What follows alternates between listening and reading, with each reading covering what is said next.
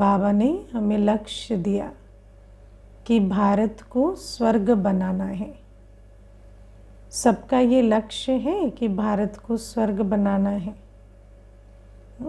इतना लक्ष्य रखकर चलते हैं, क्योंकि देखो बाबा तो हमें बहुत ऊंची दृष्टि से देखते हैं। बाबा तो हमें जो हमारी कल पहले का कर्तव्य है उसकी स्मृति दिलाते हैं। लेकिन आत्मा तो विस्मृत हो गई है ना, तो कई बार मुरली सुनते भी हम जान नहीं पाते कि बाबा हमसे बात कर रहे हैं। स्कूल में देखा है ना, हाँ, जब टीचर बात करती है तो कहती है तुम बताओ, तो पीछे मुड़ मुड़ के देखते रहते हैं, पता नहीं किसको कह रहे हैं, है ना, मुझे तो नहीं कह रहे लगता है। तो क्या है कि हमें भी कभी कभी पता नहीं चलता कि बाबा मुझसे ही बात कर रहे हैं।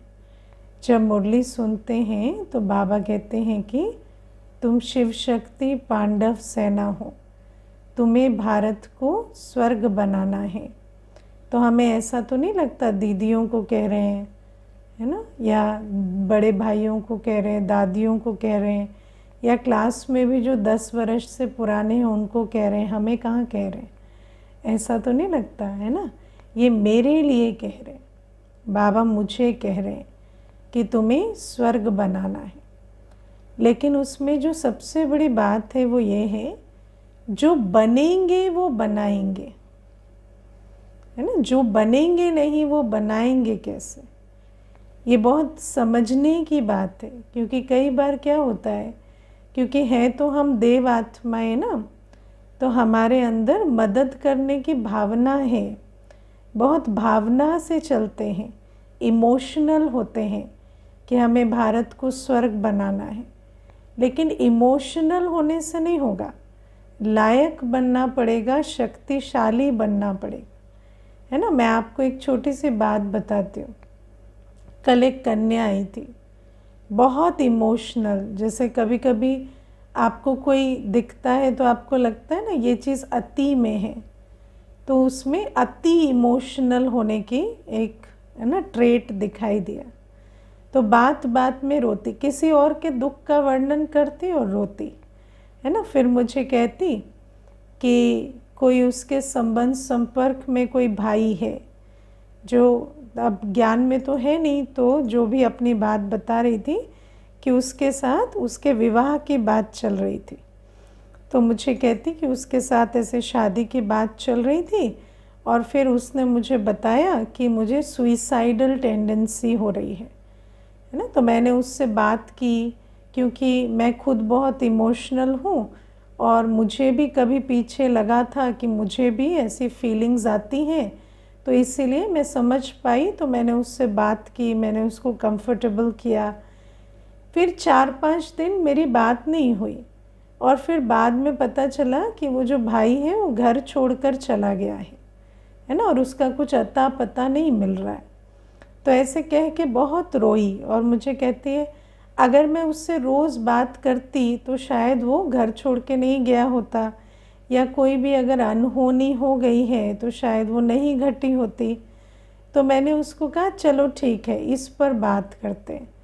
अब मान लो आप उसको उस दिन बात होने के बाद फिर अगले दिन बात करते, फिर अगले दिन बात करते, फिर तीसरे दिन बात करते, आप उसे इमोशन से धीरे धीरे निकालते। लेकिन मानो 3-4-5 दिन के बाद वो सुइसाइडल टेंडेंसी तो उसकी घट रही है, लेकिन वो आपसे अटैच्ड होता जाता है ना, आपसे उसका अटैचमेंट बढ़ता जाता। तो फिर आप शादी करने वाले थे उससे। तो मुझे कहती है नहीं, मैं तो उससे शादी नहीं करना चाहती थी, बात हमारी हो रही थी उस संदर्भ में, लेकिन एक तो ये भी बात है कि किसी का पता चल जाए कि उसको ऐसी टेंडेंसीज़ है तो क्यों शादी करूँगी, मैं तो शादी नहीं करने वाली थी। तो मैंने कहा मान लो आप 10 दिन तक बात करते और उसके बाद वो टेंडेंसी जो है वो अटैचमेंट में बदल गई है, और उसके बाद आप उसको 10 दिन के बाद कहते मुझे शादी नहीं करनी है, और वो बाद में आपको कहता कि आपकी वजह से अब मैं सुइसाइड करूँगा कि मुझे इतने होप्स दिए और फिर अब आप मुझसे शादी नहीं करना चाहते। तो कहती हाँ ये भी हो सकता है।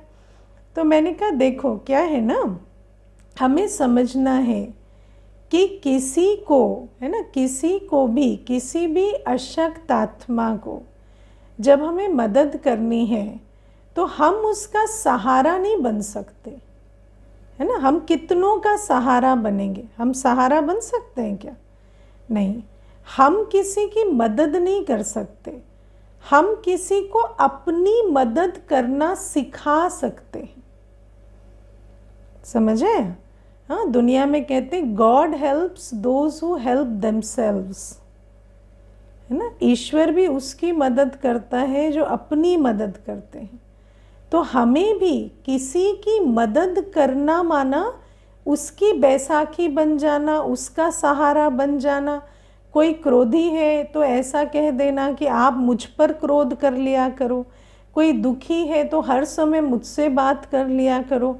तो इस प्रकार से तो आप एक ही आत्मा का सारे जीवन में कल्याण कर सकेंगे और उसमें भी धीरे धीरे आपको फ्रस्ट्रेशन आने लगेगी। तो मदद करने की ये विधि नहीं है। मदद करने की विधि क्या है?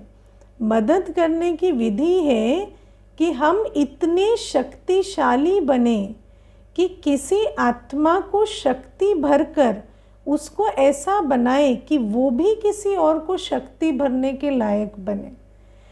और अगर हम स्वयं ही शक्तिशाली नहीं हैं, हमारी अपनी अवस्था ही ऐसी है कि हम किसी का दुख देखकर दुखी हो रहे हैं और हम समझते हैं कि वो अकेला क्यों रो रहा है, हम भी उसके साथ बैठकर रोएं तो उसको अच्छा लगेगा, तो हम उसको रोने में कंपनी दे रहे हैं। तो वो कंपनी तो हम कितने समय देंगे? हम भी रो रो कर फिर हमारी भी हालत ऐसी हो जाएगी कि हमें भी कल मदद चाहिएगी, है ना। फिर वो मुझे कहती कि रोने में क्या बुराई है, रोना तो अच्छी बात है ना, रोने से दिल हल्का हो जाता है। आप में से भी किसी किसी को लगता होगा कि रोने से दिल हल्का हो जाता है ना। तो मैंने कहा वो तो पीने से भी दिल हल्का हो जाता है है ना। जो शराब पीते हैं वो तो यही कहते हैं कि शराब पी के बड़ा हल्का लगता है, अच्छा लगता है, तो शराब क्यों नहीं पीते, रोते क्यों हो? तो कहती नहीं, वो तो बाद में डैमेज करती है ना। तो मैंने कहा आपने अपना उत्तर खुद ही दे दिया कि जैसे जो व्यसन है, अब व्यसन भी क्या, उस समय तो ऐसा लगता है जैसे कुछ अच्छा सा अनुभव हो रहा है, लेकिन व्यसन की जो आगे की गति है वो कैसी है कि वो आत्मा को शक्तिहीन बनाता है। ऐसे ही रोना भी जो है उस समय तो आपको ऐसा लगेगा जैसे हल्का लग रहा है, लेकिन रोने की कर्म की गति क्या है कि जब हम रो रहे हैं तो हम अपने दुख को, उदासी को जैसे जस्टिफाई कर रहे हैं, है ना, कि मेरा दुख राइट है, मेरी उदासी राइट है। तो आप जितना अपने दुख और उदासी को जस्टिफाई करेंगे वो उतना बढ़ती जाएगी, क्योंकि आप उसको परिवर्तन नहीं कर रहे, आप उसको और जस्टिफाई कर रहे हैं। और धीरे धीरे आजकल तो आत्माओं की ऐसी हालत हो गई है कि आजकल कहते हैं हमें क्राई स्पेल्स होते हैं। क्राई स्पेल्स माना हम जानते भी नहीं क्यों रो रहे हैं, बस रो रहे हैं, है ना। आजकल तो कहते हैं हम जानते भी नहीं क्यों रो रहे हैं, बस रो रहे हैं, ना कोई संकल्प है ना कुछ है, बस आंखों से आंसू बह रहे हैं। क्यों? क्योंकि जो सबकॉन्शियस है वो पूरा दुख से भरा पड़ा है, इतनी बातों का दुख उठाया है, इतना उदासी को जस्टिफाई किया है कि अपने अंदर अब दुख भर गया है। तो बाबा हमें आज जो बात कह रहे हैं कि तुम्हें स्वर्ग बनाना है। अब कई बच्चे ऐसे, है ना, बाबा के बच्चे हैं, हमारी भावना तो शुभ ही है, तो सभी चाहते हैं कि भारत को स्वर्ग बनाए, लेकिन भारत को स्वर्ग बनाने के लिए खुद भी तो शिव शक्ति सेना, पांडव सेना बनना पड़ेगा ना, है ना। तो किसी का प्रश्न है क्राई स्पेल्स का कुछ ऑपोजिट भी है क्या? उसका ऑपोजिट भी है, लेकिन वो ऑपोजिट भी बीमारी ही है है ना। जैसे अगर कोई कहे कि, है ना, मुझे ऐसे ही बैठ बैठ के हंसी आती है, तो वो नहीं, है ना। अतीन्द्रिय सुख का अनुभव जो है वो कांस्टेंट होता है, वो अलग चीज़ है। लेकिन अगर स्पेल्स हैं तो इसका मतलब वो फिर कुछ ना कुछ गड़बड़ है ना। तो ये भी है। अब बाबा हमें कहते हैं कि तुम्हें भी शिव शक्ति पांडव सेना बनना है। अब सेना बनना, सेना किसे कहते हैं, है ना? सेना, आपने भारत की सेना को देखा है? हाँ, भारत की जो स्थूल सेना है, बाबा तो कहते हैं वायलेंट सेना है, लेकिन वो सेना की भी कितनी महिमा है। क्यों? क्योंकि कितनी ट्रेनिंग, कितनी सख्त ट्रेनिंग के बाद वो सेना तैयार होती है ना? वो कितनी ट्रेनिंग करते हैं। ट्रेनिंग किसकी करते हैं? शरीर की करते हैं, है ना? लेकिन वो शरीर की ट्रेनिंग इतनी सख्त होती है कि वो जो ट्रेनिंग है उसके बाद कैसी भी विषम शारीरिक परिस्थिति में, कैसी भी दुनिया की 5 तत्वों की हलचल की परिस्थिति में, वो जो शरीर के रूप से ऐसे ट्रेंड हैं, वो वहाँ पर जाकर आत्माओं को बल दे पाते हैं, उनको सपोर्ट दे पाते हैं, है ना? देखो, भूस्खलन हो जाते हैं, अर्थक्वेक हो जाते हैं, फ्लड आ जाते हैं, वो जाते हैं ना, आत्माओं को रेस्क्यू करते हैं। क्यों करते हैं? क्योंकि कोई व्यक्ति डूब रहा है, इतना तेज़ बहाव है, उसमें वो तैर के दूसरे को बचा पाते हैं। इतनी उन्होंने अपनी ट्रेनिंग की है कि नहीं, है ना? तो इतनी ट्रेनिंग जो शरीर की करते हैं। अब देखो, सैनिक जो होते हैं, आर्मी में जो होते हैं, सेना में जो होते हैं, उनके घर द्वार नहीं होते क्या? होते हैं ना। लेकिन घर द्वार होते भी वो जैसे सब कुछ भूल कर देश सेवा के लिए जीवन लगाते है कि नहीं? देश सेवा के लिए वो बिल्कुल जीवन जैसे समर्पित कर देते हैं। तो बाबा हमें कहते हैं वो जिस्मानी सेना है। जिस्मानी शक्ति अपने शरीर में इतनी भरते हैं कि जिस्मानी परिस्थितियों से, जिस्मानी आक्रमण से देश को बचाते हैं, है ना? लेकिन बाबा हमें कहते हैं तुम रूहानी सेना हो।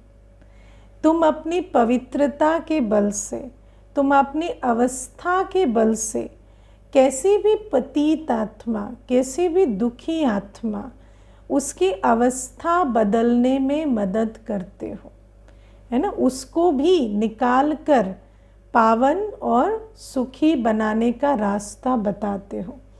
लेकिन हम बच्चे क्या अपने आप को इतना इस कार्य के लिए कमिटेड समझते हैं? आप अपने को सेना समझकर चलते हैं? क्योंकि सेना का क्या काम होता है? सेना के 2 ही काम होते हैं, युद्ध के समय युद्ध करना और युद्ध ना हो तो तैयारी करना, है ना? सैनिक क्या करता है? युद्ध के समय युद्ध करता है, और जब युद्ध नहीं है तो कांस्टेंट तैयारी करता ही रहता है। तो क्या हम इतनी प्रैक्टिस करते हैं कि जब अंत के समय कोई भी ऐसी सिचुएशन आएगी जहाँ पर दुखी आत्माओं, पतित आत्माओं को, जैसे आज तो कम से कम, है ना, कोई इक्का दुक्का आता है या मनसा सेवा भी करते हैं, तो उसमें भी ये समझ में आता है कि बहुत आत्माएं जो हैं अभी रियलाइज़ नहीं कर रही दुख की घड़ियों को।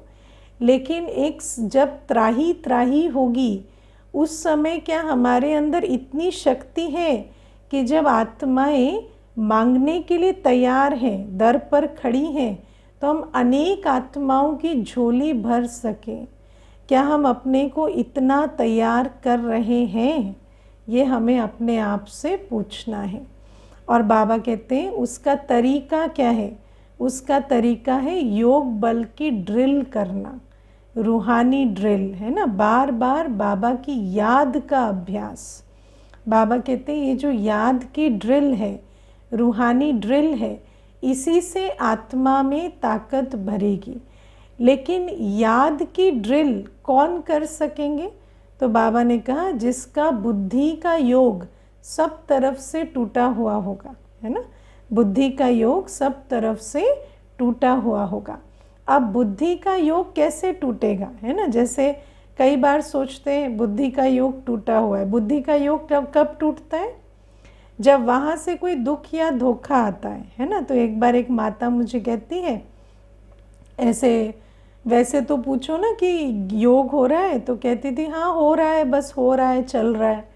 लेकिन एक दिन ऐसे फ़ोन करके कहती है कि दीदी वैसे तो बाबा जो कहता है वो ही राइट है, दुनिया में कोई किसी का नहीं होता, मुझे तो ऐसे वैराग आ रहा है कि मैं सेंटर पर ही रह जाऊं, है ना। तो मैंने कहा ऐसा क्या हो गया, आज एक दिन में वैराग कैसे आ गया।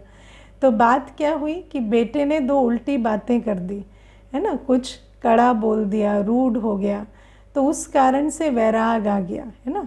लेकिन बाबा कहते हैं वो वैराग नहीं, वो वैराग जो है वो तो सोडा वाटर जैसा है। अभी वैराग आया, फिर बाद में नेक्स्ट घड़ी अटैचमेंट हो जाएगा, क्योंकि वो तो सामने वाले ने बुरा बर्ताव किया तो आपको वैराग आया, और सामने वाला फिर ठीक से बर्ताव करेगा तो आप फिर उसमें अटैचमेंट में चले जाएंगे। लेकिन बाबा कहते हैं इस समय हमें ज्ञान के आधार से ये समझ जाना है कि इस दुनिया में अब कुछ भी रखा नहीं है, और सबसे बड़ी बात कि मुझे योग बल से इतनी तैयारी करनी है कि मैं अनेक आत्माओं को दुख से सुख में, पतित से पावन दुनिया में ले जाने के लायक बन सकूं। तो लक्ष्य के आधार से जब लक्षण लाएंगे ना, तभी योगी बनेंगे, पवित्र बनेंगे, है ना। तो पुरानी दुनिया में रहते पुरानी दुनिया से बिल्कुल वैराग होना चाहिए।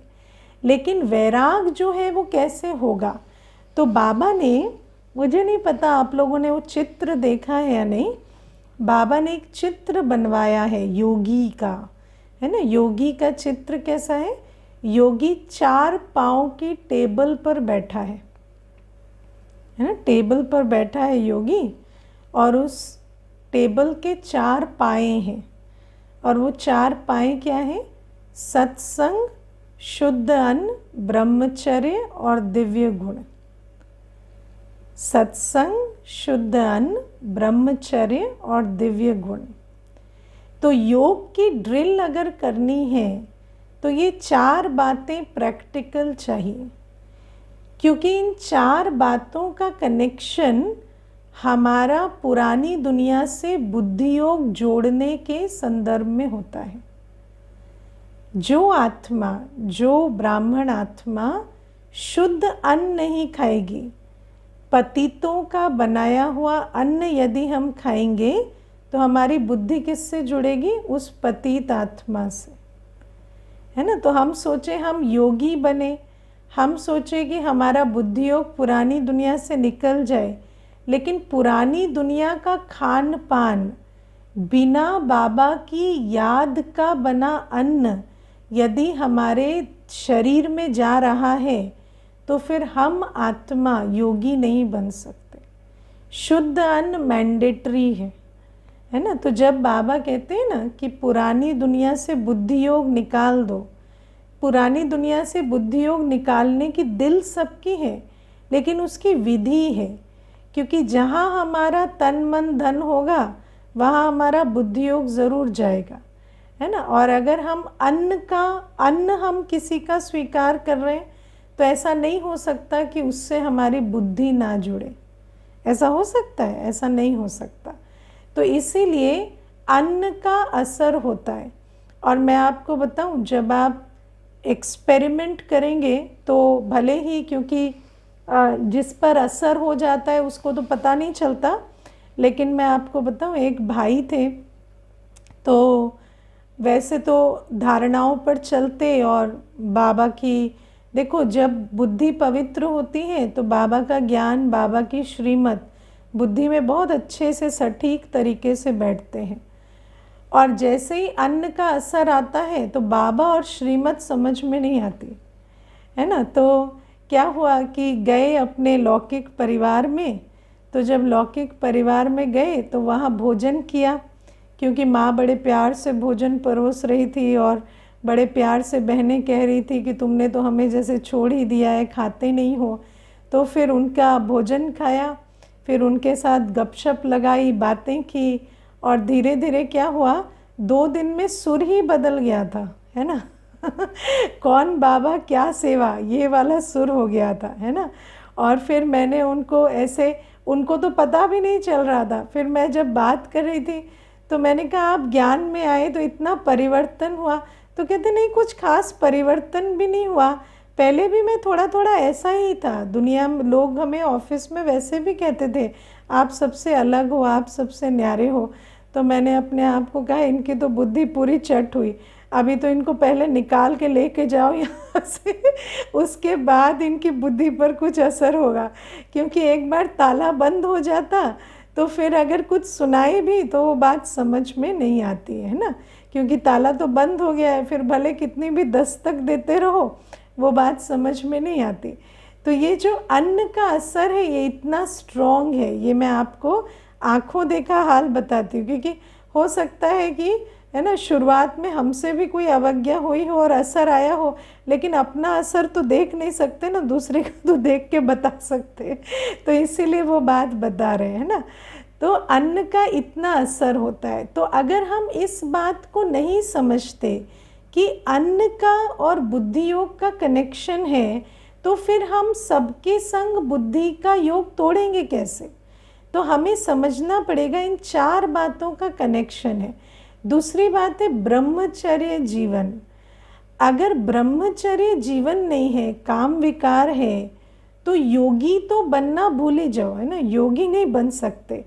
क्योंकि काम चिता से तो आत्मा की ये गति हुई है, ये दुर्गति हुई है आत्मा की, है कि नहीं, काम चिता से। जैसे आप देखो जब बाबा हमें कहते हैं कि काम चिता से आत्मा के अंदर जो है इम्प्योरिटी आती है। आप देखो जब सोने को पवित्र करना होता है ना, सोने को प्योरीफाई करना होता है, तब भी क्या करते हैं, आग में जलाते हैं, ठीक है ना, आग में प्योरीफिकेशन होती है। लेकिन सोने में कोई मिलावट भी करनी होती है तो वो भी कैसे होती है, वो भी तो आग में ही होती है। उसमें भी तो सोने को पिघलाते हैं और फिर मिलाते हैं ना, फिर मिलावट करते हैं। तो ऐसे ही जैसे बाबा कहते योग अग्नि से प्योरिटी आएगी, ऐसे ही काम विकार की अग्नि, काम चिता से ही तो आत्मा के अंदर सारी पतितपना, सारे विकार, क्रोध, लोभ, मोह, अहंकार, सब कुछ काम विकार से आते हैं, है ना। तो इसीलिए ये जो काम विकार है अगर वो जीवन में है तो हम सोचे कि हम योगी बन रहे हैं, वो नहीं हो सकता।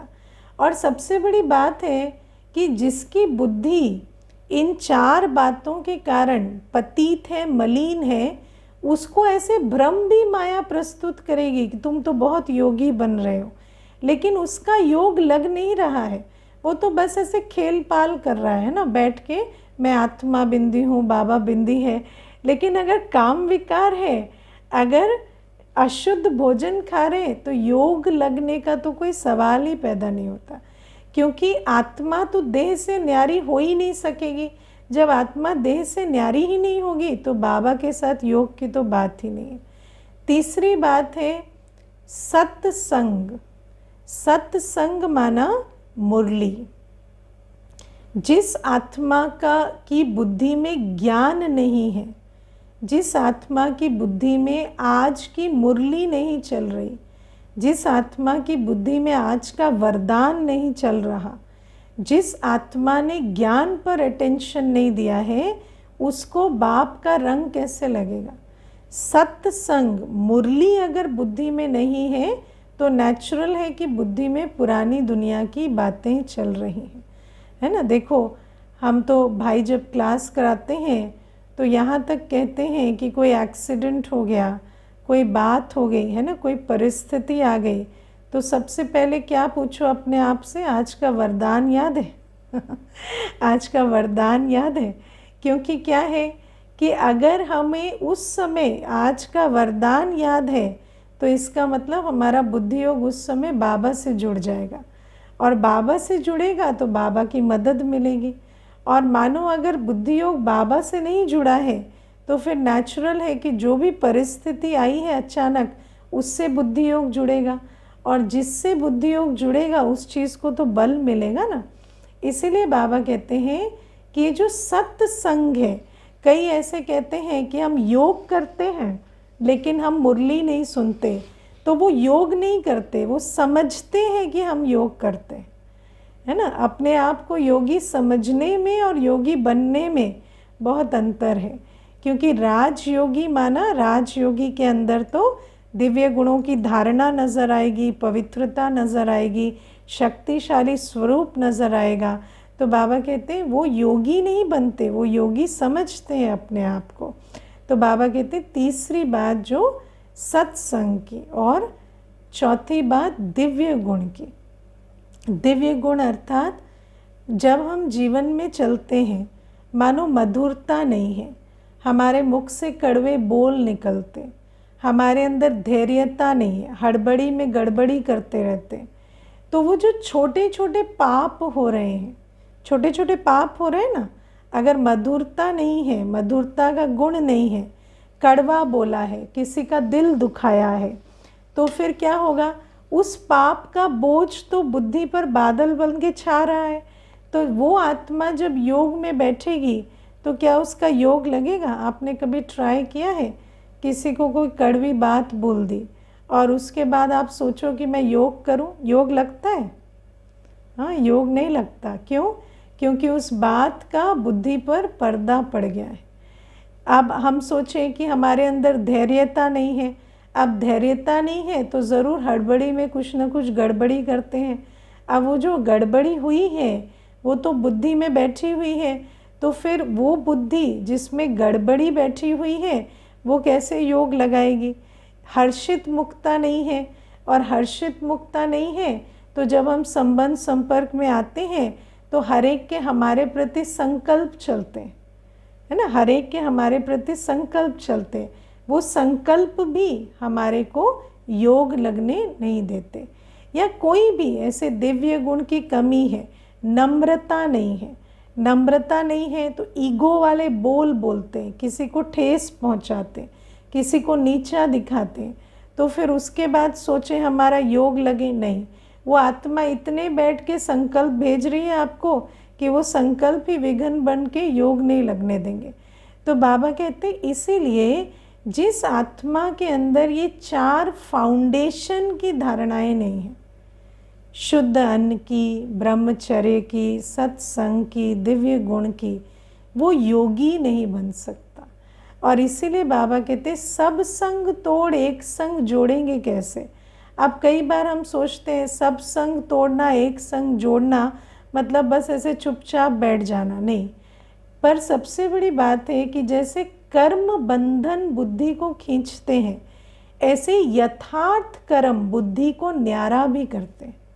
ये जो यथार्थ कर्म है ना, संबंध में आते दिव्य गुण संपन्न व्यवहार करना, भोजन शुद्ध खाना, देह की पवित्रता रखना, और जो हमारा नियम है मुरली का, बुद्धि को भोजन देना, जब ये 4 बातों पर अटेंशन देंगे तब सब संग तोड़ एक संग जोड़ सकेंगे। और जितना हम एक बाबा की याद में रहेंगे उतना हमारे अंदर पवित्रता का बल भरेगा, है ना। बाबा की याद में, जब हम बाबा की याद में रहते हैं तो हमें क्या क्या चीज़ें खींचती हैं, है ना। हमें बहुत सारी चीज़ें खींचती हैं, हमें इंद्रियों की खींचती है।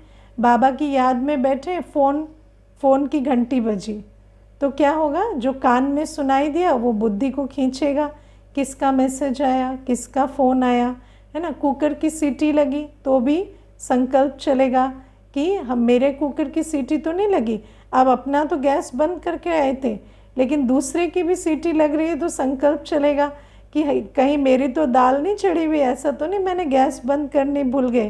तो क्या है, ये इंद्रियां खींचती हैं, ये कान, आँख, नाक, ये सब खींचते हैं। और ये जो इंद्रियों को साधना, इंद्रियों को कैसे साधेंगे, जब ये 4 धारणाएं हैं और योगी बनकर अभ्यास करेंगे। योगी बनना होता क्या है एग्जैक्टली? योगी बनना माना अपने आप को एक ऐसी अवस्था में एकाग्र रखना, है ना। जितनी देर भी आप उसको एकाग्र रख पाएँ और फिर जैसे ही भंग हो फिर से एकाग्र करना। किस अवस्था में? जिस अवस्था में आपको देह, संस्कार,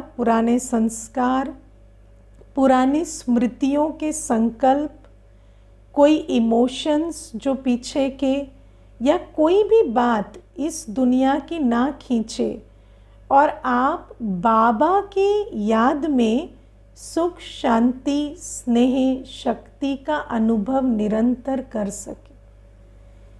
इसको कहते हैं योगी अवस्था। योगी अवस्था जमाने में बहुत समय लगता है, क्योंकि जैसे ही आप योग में बैठते हैं कुछ ना कुछ इंद्रियों की तरफ से खींच होती है। कोई साउंड होगा, कोई दृश्य होगा, कोई और चीज़ होगी, या फिर आप देखो कि जो पुरानी बातें हैं, है ना, जो पुराने संकल्प हैं जो अंदर स्मृतियों में बैठे हुए, वो आने लगेंगे। कल की बात, परसों की बात, कुछ देखा था उसकी बात, है ना, जिसको हम लर्न्ड मेमोरी कहते हैं। वो भी तो सेंस परसेप्शन से आई है। जो आप आज देख रहे हैं, सुन रहे हैं, वो कल की मेमोरी बनकर फिर वो तंग करता है ना। या फिर कुछ ऐसी भी चीज़ें होती हैं जैसे कि कोई बात है जो आपकी पुरानी स्मृतियों को दस्तक दे रही है। जैसे सुबह सुबह फूलों की खुशबू आ रही है, तो फूलों की खुशबू कुछ स्मृतियाँ जगाती हैं, या कोई और चीज़ जगाती है, तो वो भी अपने अंदर संकल्प के रूप में विघन डालते हैं। तो इस प्रकार से जितने भी विघन योग में पड़ रहे हैं, उन विघ्नों को पार करते करते अपनी अवस्था को ऐसा जमाना जहाँ पर मैं आत्मा बाबा के स्नेह, बाबा की शक्ति, बाबा के सुख स्वरूप, बाबा के, है ना, बाबा के पवित्र स्वरूप का निरंतर अनुभव कर सकूं। और ये अवस्था एक बार में नहीं जमती। उसके लिए बाबा हमें रोज़ युक्तियाँ भी देते हैं, है ना। कल भी बाबा ने क्या कहा था कि योगी बनना है तो 2 बजे अमृत वेला शुरू हो जाता है, तो 2 बजे से बैठो ना, नींद को फिटा कर बैठो, निद्राजीत बनो, तब जाकर सारे दिन में वो अवस्था जो है वो जमेगी। मैं आपको बाबा की वाणियों से कुछ बातें बता देती हूँ। बाबा ने हमें बताया है कि यदि कर्मेंद्रियों से, मन बुद्धि संस्कार से, मनसा वाचा कर्मणा से अगर नए विकर्म नहीं बनाने हैं, है ना, अगर हम चाहते हैं कि हमारे नए विकर्म ना बने, पुराने विनाश होने की बात नहीं हो रही है, अभी सिर्फ नया ना बने, माना हमारा पुराना जो डेबिट है वो तो रहेगा, बस नया और ना बढ़े, तो उसके लिए कितना योग करना पड़ेगा एक दिन में? 3.5 घंटे। 3.5 घंटे का योग जब हम करेंगे तो नए विकर्म नहीं बनेंगे। 3.5 घंटे का योग हमें चाहिए उस अवस्था में रहने के लिए जहाँ पुराने संस्कारों या देह से आने वाले, जो कर्मेंद्रियों से आने वाली बातें हैं, वो हमारे मन बुद्धि को ऐसी हलचल में ना लाएं कि हमसे नए विकर्म बन जाएं। तो इतना योग हमें नए विकर्म ना बने उसके लिए अवस्था जमाने के लिए चाहिए। अब आप में से कौन है जो 3.5 घंटे का योग मिनिमम रोज करते हैं? हाँ, और योग माना समझा ना, ऐसी अवस्था जहाँ आत्मा देह से न्यारी बाबा की याद में, बाबा के सुख स्वरूप, शांत स्वरूप, शक्ति स्वरूप का अनुभव कर रही। ऐसी अवस्था 3.5 घंटे अगर रोज बनेगी ना, तब हमसे नए विकर्म नहीं होंगे। और अगर पुराने विकर्म विनाश करने हैं तो फिर उससे ज़्यादा योग चाहिए। और फिर अगर नए सुकर्म भी बनाने, क्योंकि बुद्धि का ताला खुले और हम सुकर्म करें, क्योंकि सुकर्म करने के लिए भी तो टचिंग कैचिंग पावर चाहिए ना। इस दुनिया में तो सिर्फ पाप कर्म करने की प्रेरणा आती है, सुकर्म करने की प्रेरणा तो नहीं आती ना। तो बुद्धि में इतनी टचिंग आए, इतनी कैचिंग पावर हो कि हमारे को सुकर्म करने के संकल्प आए और उन संकल्पों को कर्म में परिणत करने के लिए हमारे अंदर शक्ति भरे, उसके लिए हमें चाहिए 8 घंटे का मिनिमम योग, है ना। तो बाबा हमें कहते हैं, और 8 घंटे का योग, है ना, किसका होता था? गुलजार दादी जी का। है ना। यज्ञ में बहुत कम ऐसी आत्माएं हैं जिन्होंने ये बात कही कि हमारा 8 घंटे का चार्ट है, होगा औरों का भी, लेकिन गुलजार दादी जी की बात आती है कि हाँ 8 घंटे का योग दादी का निरंतर होता था हर रोज़। तो बाबा हमें कहते हैं कि कर्मातीत अवस्था बनानी है तो हमें इतना पुरुषार्थ करना होगा, लेकिन योग तो बाद की बात है। पहले तो हम इन 4 फाउंडेशन धारणाओं पर काम करें, क्योंकि अभी भी यदि मुरली मिस हो जाती है, अभी भी यदि भोजन अशुद्ध हो जाता है, अभी और काम विकार की चोट की तो बात भी नहीं करनी चाहिए, और अगर दैवी गुण नहीं है जीवन में तो योग तो मतलब हो ही नहीं रहा है। तो फिर हम सेना बनेंगे कैसे? नॉन वायलेंट शिव शक्ति सेना बाबा कह रहे हैं ना, incognito non violent Shiv Shakti Pandav सेना। तो सेना तो हम तब बनेंगे ना जब योग का बल भरेगा, लेकिन योग का बल भरने के लिए विधिवत अपनी तैयारी करनी पड़ेगी। इसीलिए विधि पर बहुत अटेंशन देना है। और जो बच्चे सचमुच चाहते हैं बाबा का राइट हैंड बनना, क्योंकि इस क्लास में ऐसे बहुत बच्चे बैठे हैं जिनकी ये सच में इच्छा है कि हम बाबा का राइट हैंड बने, तो ऐसे बच्चे जो बाप के मददगार बनना चाहते, ईश्वरीय गवर्नमेंट का फ्रंटमैन बनना चाहते है ना, जो लीड करते हैं सेना को, अगर वो बनना चाहते हैं तो फिर इन जो बातें हैं ये और संग तोड़ एक संग जोड़ने की बात, योग बल की ड्रिल की बात, उस पर बहुत अटेंशन देना है ना।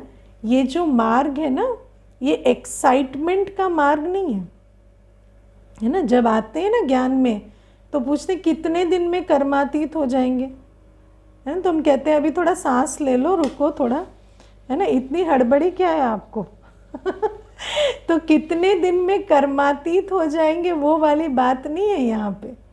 यहाँ तो बहुत अभ्यास चाहिए। आपने जीवन में कभी कोई अभ्यास किया है? कोई सिंगर बनते हैं, कोई डांसर बनते हैं, कोई आर्मी नेवी ज्वाइन करते हैं, कितनी प्रैक्टिस करते हैं। और हमें क्या चाहिए? योग में भी एंटरटेनमेंट चाहिए, है ना। हमें योग में भी नई नई कमेंट्री चाहिए, एंटरटेनमेंट चाहिए। ये नहीं चाहिए कि अवस्था आज पक्की बनी या नहीं। क्या सोच रहे हैं? आज वो जो दीदी कमेंट्री करा रहे थे उसकी कमेंट्री बड़ी अच्छी लगी, है ना। तो कमेंट्री एंजॉय कर रहे हैं कि अवस्था बना रहे हैं? अवस्था कैसे बनती है? मैं आत्मा हूँ, इस एक बात को लेके अभ्यास करना, है ना। मेरा बाबा है, अभ्यास करना पड़ेगा, है ना। अगर क्रिकेट खेलने वाला सोचे कि मुझे रोज़ नए नए तरीके से शॉट लगाने हैं तो क्या बनेगा? क्रिकेटर बनेगा, है ना, कि कार्टून बनेगा? तो ये समझना है कि हमें क्या बनना है, उसके लिए किस प्रकार का अभ्यास चाहिए। हमारा जो आइडिया है ना कि हम यहाँ क्या कर रहे हैं, क्या लक्ष्य है, वो थोड़ा ठीक नहीं जा रहा है। इसीलिए बाबा कहते किसी किसी का जा भी रहा है, लेकिन मेजॉरिटी जो है नहीं समझ पा रहे कि हम कहाँ आए हैं, किस उद्देश्य से आए हैं और हमें किस प्रकार से चलना है। तो बाबा जब हमें रोज़ होश दिला रहे ना कि तुम शिव शक्ति पांडव सेना हो, तुम्हें भारत को स्वर्ग बनाना है रूहानी से सेवा से, तो हमें अपने आप को सेवा के लायक बनाना है। ओम शांति।